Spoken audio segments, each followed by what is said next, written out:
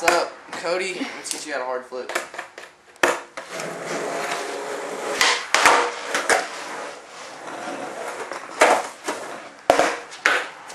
Alright, two things you gotta know for hard flips: kick flips and front pop shove. Put those together, it's a hard flip. Usually when I do front shoves, I have my feet about like right there. I don't know, it's just my position.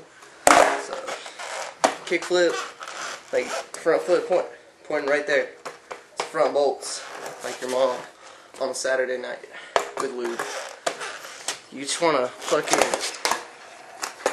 push that front shove and flick that shit off. Make it clean as shit.